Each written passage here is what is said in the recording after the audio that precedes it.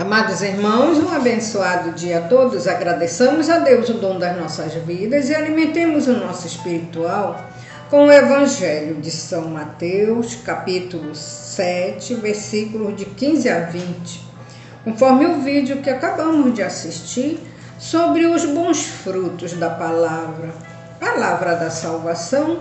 Glória a vós, Senhor.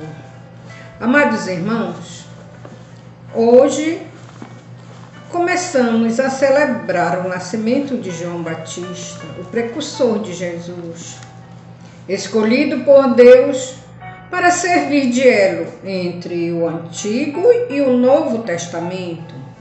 Ele vem preparar o caminho, preparar as pessoas, mostrar que as pessoas precisam sair da vida de pecado para a vida de conversão e receber o Messias. João Batista é considerado o maior e o último de todos os profetas, repleto do Espírito Santo desde o ventre materno, através da Virgem Maria. A Virgem Maria, que foi visitar sua prima Isabel, ela estava repleta do Espírito Santo, e quando as duas se encontraram, Maria transportou o Espírito Santo para Isabel, e ambas as crianças se encheram de alegria, e também ambas as mulheres se encheram do Espírito Santo. Amados irmãos, os falsos profetas continuam sendo o grande pesadelo para todos nós cristãos, assim como foram os falsos sacerdotes do Antigo Testamento. Eles confundem, mas conseguem convencer muitas ovelhas do rebanho de Jesus. Jesus nos convoca, pois, a nos prevenir desses falsos profetas, ficar atentos ao percorrer esse caminho da conversão, esse caminho da luz, junto aos pobres, e não confundir, discernindo os critérios ditados por Jesus, que são bem claros. Observar bem os frutos dos falsos e dos verdadeiros profetas. Os falsos profetas anunciam apenas aquele Jesus glorioso, anunciam a prosperidade, e isso tem atraído muitas ovelhas.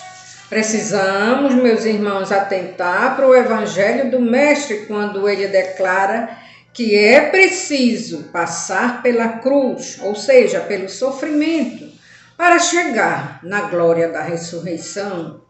E os falsos profetas eliminam totalmente essa proposta de Jesus de que cada um deve seguir carregando a sua cruz. Os falsos profetas acham que isso está errado, que a pessoa deve viver apenas prosperando, ter bens materiais. Esses são os falsos profetas.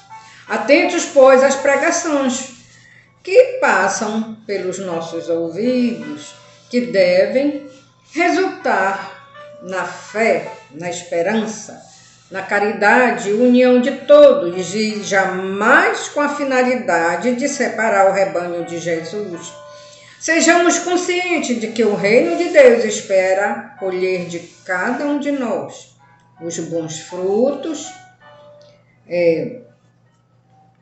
e a falsidade consiste justamente no falso profeta anunciar Jesus glorioso, que dá prosperidade, que dá milagres, que consegue curas, sem nenhuma relação com a cruz. A porta estreita é justamente essa que Jesus mostra para nós, a porta difícil, a porta do sofrimento. Mas apesar de tudo isso, precisamos cultivar a fé para suportar tudo que passa por tanto sofrimento, mesmo a pessoa se doando totalmente às coisas do alto, ela sofre também. Seguir Jesus é isso. Viver como ele viveu, amar como ele amou e continua amando, perdoar como ele perdoou, ter apenas o essencial para viver, não aspirar tantos bens materiais, ser humilde, não nos importar com a perseguição. Se for para sofrer, que soframos com fé. Se abandonado, Jesus foi abandonado e morto na cruz. E acima de tudo isso, jamais perder a nossa fé e continuar confiando totalmente nas mãos do Senhor. Peçamos ao Espírito Santo a sabedoria divina e discernimento suficiente para reconhecer a falsidade dos pastores, que com palavras aliciadoras separam o rebanho de Jesus. Amém. Um grande abraço da amiga Delci.